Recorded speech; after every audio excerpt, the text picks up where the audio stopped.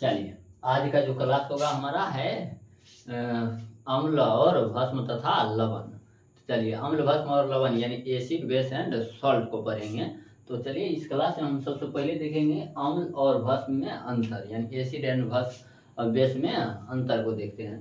तो एसिड और बेस में क्या अंतर है? अम्ल को इंग्लिश में एसिड कहते हैं, बेस को इंग्लिश भस्म को इंग्लिश में क्या कहते हैं? बेस कहते हैं। ध्यान में रखेंगे, इंग्लिश ज्यादातर पढ़ना है, साइंस में सबसे ज्यादा काम का इंग्लिश ही होता है, याद करने में भी आसानी से याद रह जाता है। तो चलिए हम इसको याद करते हैं। तो सबसे पहले देखेंगे क्या होता है ये अम्ल यानी एसिड क्या होता है। तो जो स्वाद में खट्टा होता है ना वही होता है हमारा एसिड। जैसे देखिए संतरा खाते हैं, खट्टा खट्टा लगता है, नींबू कैसा लगता है? खट्टा, दही कैसा लगता है? खट्टा। तो इस सब में क्या होते हैं? अम्ल यानी एसिड पाए जाते हैं। कौन चीज? एसिड। एसिड का जो पावर होता है ना, सुने होंगे एसिड फेंकने से ना जल जाता है शरीर। तो इसका अलग अलग पावर होता है, ये नहीं कि सभी के सभी जला देगा। जैसे हमारे पेट में, अमाशय में भी हाइड्रोक्लोरिक अम्ल बनता है, क्या पेट जल जाता है? नहीं जलता है।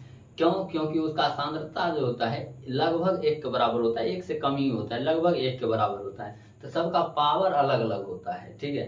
तो एसिड समझ गए ना, स्वाद में कैसा होगा? खट्टा होगा। तो पूछेगा कि अम्ल का स्वाद होता है कैसा होता है? खट्टा होता है, ठीक है। अब देखेंगे सेम इसी में भस्म को भी याद करेंगे। तो ये स्वाद में कड़वा होता है, जैसे करेला खाएंगे कैसा लगता है? कड़वा लगता है। तो ये हो गया हमारा भस्म।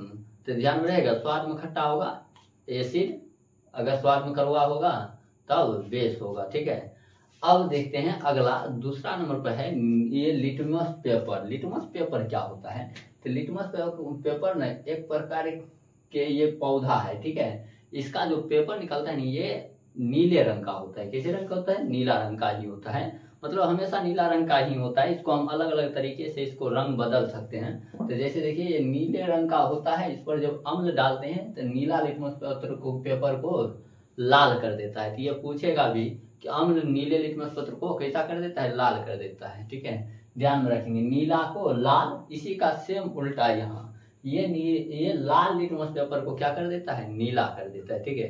तो ध्यान में रखेंगे एसिड क्या करता है? नीला से लाल। अब देख लीजिए एसिड अगर आपके मुंह पर फेंक दे तो कैसा होगा? गुस्सा से लाल हो जाइएगा। ऐसे भी ध्यान में रख सकते हैं सबको कि गुस्सा से क्या हो जाएगा? एसिड कहीं पड़ जाए जलनशील होगा, जलने लगेगा तो कैसा होगा? गुस्सा से लाल हो जाएंगे। मतलब एसिड क्या करता है? लाल करता है। किसको? तो नीला को लाल। और लाल से क्या हो जाता है? ये नीला, उल्टा याद रखेंगे भस्म में, ठीक है। 3 नंबर जो है इसका पीएच मान देखेंगे। अब ये पीएच मान क्या होता है आगे हम पढ़ाएंगे। ये एक प्रकार के स्केल था जो हाइड्रोजन के पावर ऑफ हाइड्रोजन मापता है, ठीक है। तो अभी हम आगे पढ़ाएंगे ही इसको पूरे डिटेल में। अभी याद रखेंगे कि ये 14 तक स्केल होता है, यानी 0 से लेकर कहाँ तक? 1 से 14 तक, 1 से 14 तक होता है। जैसे स्केल देखे ना, ठीक 1 2 3 4 5 कहाँ तक? 14 तक होता है। इसको पीएच स्केल कहते हैं। पीएच स्केल में ना 7 को हम बीच में रखते हैं।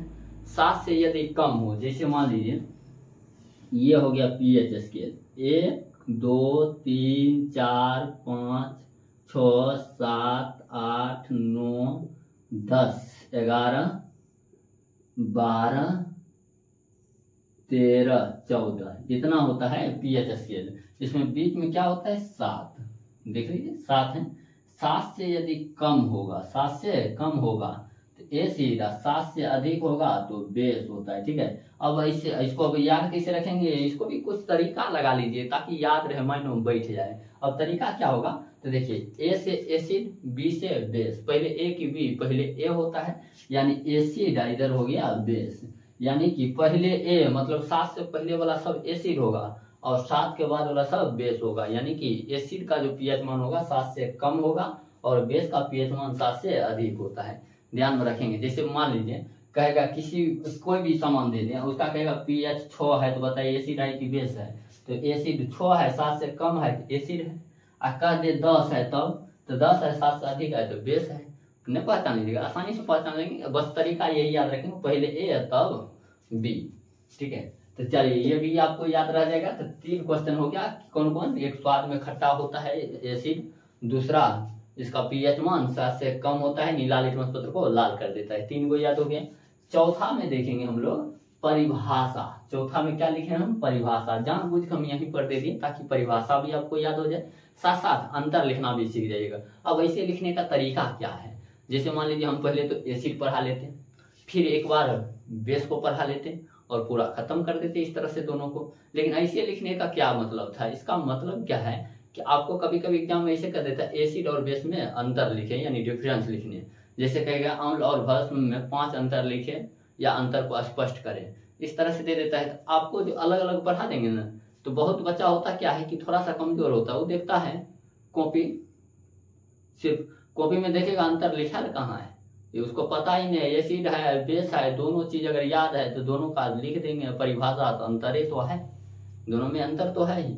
लेकिन फिर भी नहीं हो पाए तो लीजिए इसी तरह से हम लिख दिए कि ये तो हो ही जाएगा, साथ साथ परिभाषा भी हो जाएगा। आप बताइए ऑब्जेक्टिव में आपसे पूछा जाएगा अम्ल क्या करता है, नीला लिटमस पत्र को लाल करता है, लाल लिटमस पत्र को नीला करता है, कोई रंग नहीं बदलता है, इनमें से कोई नहीं, तो नहीं बता देंगे नीला लिटमस पत्र को लाल कर देता है, ऑब्जेक्टिव भी बन जाएगा। 2 नंबर वाला में अगर कह दे आपको अंतर लिखे तो ऐसा लिख देंगे, अब परिभाषा कहेगा तो परिभाषा भी लिख देंगे। परिभाषा में भी आपको याद क्या रखेंगे कि इसमें 3 वैज्ञानिक इसका परिभाषा दिया था, ठीक है।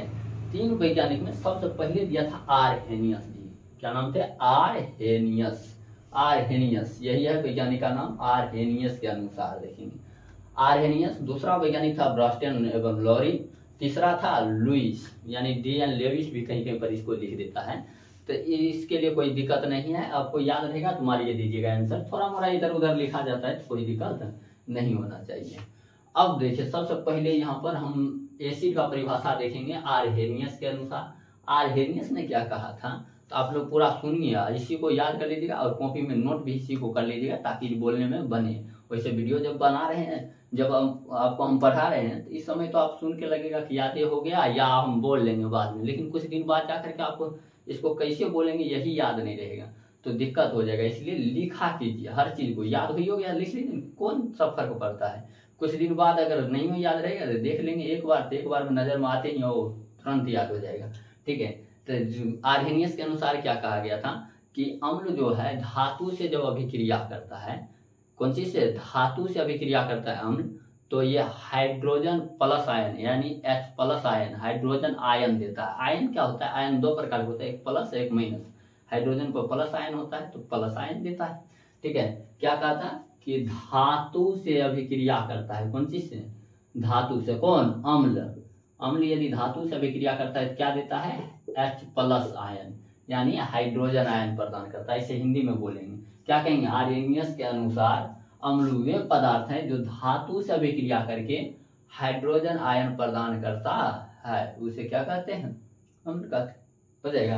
या डायरेक्ट सूर्यम बोल दिया, अम्ल वे पदार्थ है जो धातु से अभिक्रिया करके हाइड्रोजन आयन प्रदान करता है, हो जाएगा। बहुत ही आसान है, क्या देता है, हाइड्रोजन आयन H+ आयन, इसे याद रखेंगे। तो आपको पूछेगा कि अम्ल धातु से अभिक्रिया करके प्रदान करता है H+, H-, वो H+, वो H-, इस तरह से ऑब्जेक्टिव में दे देगा, आपको याद रहना चाहिए H+ आयन देता है, ठीक है, हो जाएगा। और आरहेनियस के अनुसार यहाँ भी देख लेते, भस्म में भस्म का क्या परिभाषा दिया था, भस्म का भी परिभाषा याद रखेंगे ना। ये आरहेनियस ने कहा था कि जल में घुलकर, यानी भस्म वे पदार्थ हैं जो जल में घुलकर क्या देता है, OH- यानी हाइड्रोक्साइड आयन देता है, कौन चीज, जल में घुलकर, जल में घुलकर OH- देता है, तो इसे आप याद रखेंगे, ठीक है, OH- आयन देता है। तो अम्ल का परिभाषा धातु से अभिक्रिया करके H+ आयन देता है, और भस्म का परिभाषा क्या दिया था आरहेनियस, जल में घुलकर के क्या देता है, OH- आयन देता है। तो यहाँ पर ऐसे भी याद रख सकते हैं, एसिड जो होगा प्लस वाला होगा और भस्म जो होगा वो माइनस वाला होगा, समझ रहे हैं ना, इधर प्लस इधर माइनस। अब जो दूसरा वैज्ञानिक आया ब्रास्टन एवं लॉरी, इसने कहा कि अम्ल क्या है, तो इसने कहा अम्ल वे पदार्थ है जो प्रोटॉन देता है, क्या देता है, प्रोटॉन देता है। प्रोटॉन, प्रोटॉन का सूत्र क्या होता है, P+ देता है। और एक और था लुइस, लुइस ने क्या कहा, लुइस ने कहा इलेक्ट्रॉन ग्रहण करता है, इधर वाला क्लियर कर देते फिर उधर भी क्लियर कर देंगे। इलेक्ट्रॉन क्या करता है, ग्रहण करता है। ये असली में इस दूसरा सब कोई परिभाषा ही नहीं दे रहा है। यहाँ पर देखिए ध्यान से कि क्या कर रहा है, H+ आयन, कौन सा आयन दे रहा है, H+ आयन। H+ प्लस जो होता है वही प्रोटॉन पर होता है, प्लस आयन किस पर होता है, प्रोटॉन पर, और इलेक्ट्रॉन पर माइनस आयन होता है। तो ये उसी बात को प्लस देता है, तो प्लस से वाला उठा के कर दिया प्रोटॉन देता है। हो गया वैज्ञानिक, ये सब सिर्फ उल्लू बना रहा है, कोई वैज्ञानिक नहीं है। वैज्ञानिक मेन हुआ आर्हेनियस। कौन हो गया? आर्हेनियस। इसलिए आपको एग्जाम में किसके अनुसार पूछेगा? आर्हेनियस के अनुसार, ठीक है। लेकिन आपको सभी याद रखना है, तो ये प्रोटॉन देता है। अब प्रोटॉन देता है तो प्रोटॉन क्या करेगा? तो इलेक्ट्रॉन का ग्रहण करेगा। एक दूसरे के क्या होते हैं? आकर्षक होते हैं। क्या होता है? एक प्लस आयन, धन आयन और ऋण आयन एक दूसरे का क्या करता है? आकर्षित करता है। किसको आकर्षित करेगा? इस पर तो प्लस है, इलेक्ट्रॉन पर माइनस होता है। इलेक्ट्रॉन पर कौन सा चार्ज होता है? Minus charge. किसको ग्रहण करेगा? इलेक्ट्रॉन को ग्रहण करेगा। चुंबक देखें ना, धन आयन ऋण आयन होता है। धन आयन ऋण आयन को क्या करता है? खींच लेता है। ये खींचने मतलब ग्रहण करना, ग्रहण करता है। ये दोनों का दोनों सिर्फ उल्लू बनाया है, इसी के परिभाषा से सीधा लिख दिया है। तो धातु से अभिक्रिया करके H+ आयन देता है। इसी को ब्रास्टन ने कह दिया प्रोटॉन देता है। इसी को लुईस आया कह दिया इलेक्ट्रॉन को क्या करता है? ग्रहण करता है। अब इसी का उल्टा यहाँ भी बना दिया ये लोग। क्या करेगा? अब बताइए, यहाँ प्रोटॉन देता है यानी मुक्त करता है, ठीक है। तो यहाँ क्या करेगा? ग्रहण करेगा। क्या करेगा? ग्रहण। यहाँ कहेंगे प्रोटॉन ग्रहण करने की इसमें क्षमता होता है, यानी प्रोटॉन ग्रहण करने की क्षमता होता है। भस्म पदार्थ है जिसमें प्रोटॉन ग्रहण करने की क्षमता होता है, ठीक है। इस तरह से याद रखिए। याद रखने के लिए एक भाषा का प्रयोग हम कर रहे हैं और कुछ नहीं है, ये नहीं कि कैसे बोले, भाषा का एक प्रयोग कर रहे हैं। इसी तरह से याद है, प्रोटॉन ये दे रहा है तो वो लेगा। देना ही लिख दिए या मुक्त करना लिख देते हैं। और लेना को ग्रहण करना, बात क्या है। अब ये बताइए, इलेक्ट्रॉन ग्रहण करता है तो क्या करेगा? मुक्त यानी त्याग। ये ग्रहण तो ये क्या करेगा? त्याग। एक दूसरे का उल्टा है अम्ल और भस्म। ये ग्रहण कर रहा है तो ये इलेक्ट्रॉन का क्या करेगा? त्याग करेगा। तो लुईस के अनुसार क्या कहा लुईस ने कि भस्म हुए पदार्थ है जो इलेक्ट्रॉन का क्या करता है? त्याग। इलेक्ट्रॉन का त्याग करे उसे क्या कहते हैं? भस्म कहते हैं। किसने दिया था परिभाषा? लुईस ने। तो तीनों के अनुसार परिभाषा आप बोलना एक बार शुरू से सीखिए। कि सबसे पहले देखेंगे, इसको याद कर लीजिए, ये याद ही रह जाएगा, ठीक है।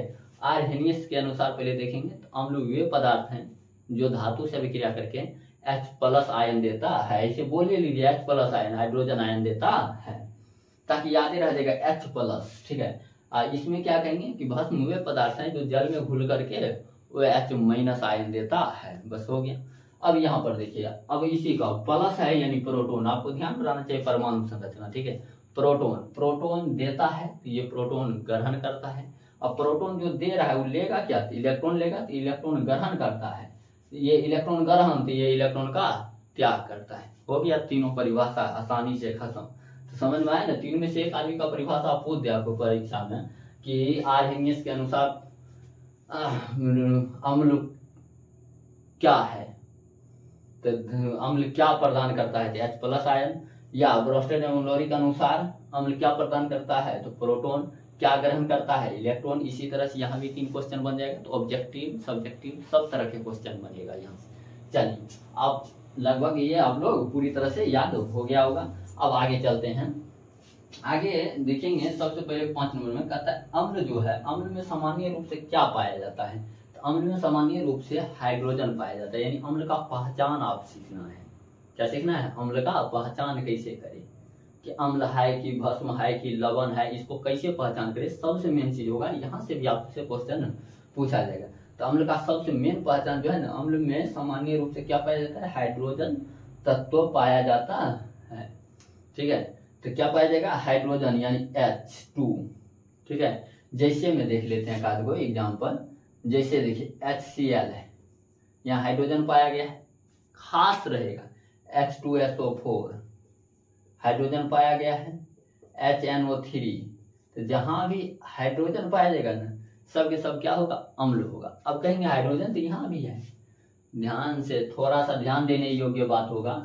यहाँ पर कहता है भस्म में सामान्य रूप से हाइड्रोक्साइड यानी OH- पाए जाते हैं। यहाँ सिर्फ H था, यहाँ OH है। तो मतलब जहां पर OH होगा यानी एक ही ऑक्सीजन के साथ क्या होगा? एक हाइड्रोजन, तो क्या होगा? वो भस्म होगा। सिर्फ देखिए यहाँ पर ऑक्सीजन 4 गो है, हाइड्रोजन क्या गो है? कोई मतलब नहीं है, खाली हाइड्रोजन है। यहाँ भी देखिए ऑक्सीजन 3 गो है, हाइड्रोजन भी है। यहाँ हाइड्रोजन है डायरेक्ट है, समझ रहे हैं ना। तो यह अम्ल है, लेकिन यहाँ कह रहा है OH पाए जाते हैं। जैसे में देख लेते हैं कल NaOH। अब देखिए यहाँ पर OH डायरेक्ट नजर आ गया, एगो ऑक्सीजन एक हाइड्रोजन जहां भी नजर आएगा सब के सब क्या होगा, भस्म होगा। ठीक है, जैसे KOH पोटेशियम हाइड्रोक्साइड, इसको कहेंगे सोडियम हाइड्रोक्साइड। ठीक है, इसका नाम भी लिख दिए OH को हाइड्रोक्साइड, सोडियम का सूत्र Na और OH से हाइड्रोक्साइड सोडियम हाइड्रोक्साइड, कैसे पोटेशियम OH से हाइड्रोक्साइड पोटेशियम हाइड्रोक्साइड। इसी तरह से इसका भी नाम हम लोग जान लेते हैं हाइड्रोक्लोरिक अम्ल या सीधा क्लोरिक अम्ल कर सकते हैं। ये हाइड्रोजन जहां भी रहेगा अम्ल लगाएंगे लास्ट में। SO4 सल्फ्यूरिक अम्ल, सल्फ्यूरिक अम्ल। ठीक है, इसको HNO3, NO3 क्या है नाइट्रिक H अम्ल, नाइट्रिक अम्ल। ठीक है, इस तरह से आप लोग नाम भी हिंदी में भी इसको पूरा पूरा याद रखना है। ठीक है, ये अनुसूत्र है इसको। तो चलिए यहाँ तक लगभग आपको याद हो गया होगा। अब आगे चलते हैं। आगे क्या आपको याद रखना है कि केवल हाइड्रोजन उपस्थित होगा, तो कुछ बातें आपको डायरेक्ट याद रखना होगा। अम्ल में छठा नंबर देते हैं कि वैसा अम्ल जिसमें केवल हाइड्रोजन उपस्थित हो।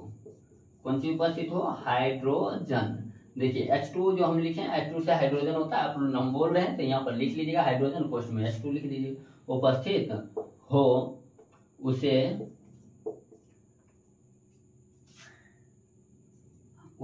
हाइड्रोक्सी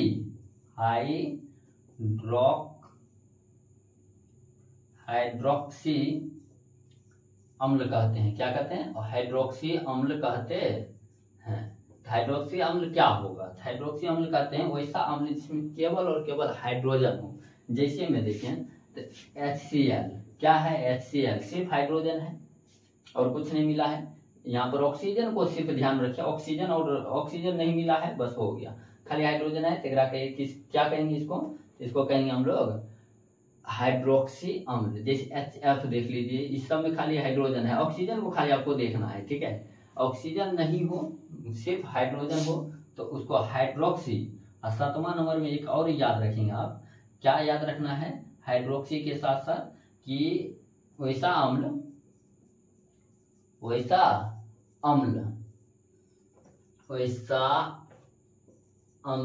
जिसमें हाइड्रोजन के साथ ऑक्सीजन भी उपस्थित हो। हाइड्रोजन के साथ क्या हो, ऑक्सीजन भी उपस्थित हो, उसे ऑक्सी अम्ल कहते हैं। ठीक है, ऑक्सी अम्ल तो याद रखना है, कहते हैं।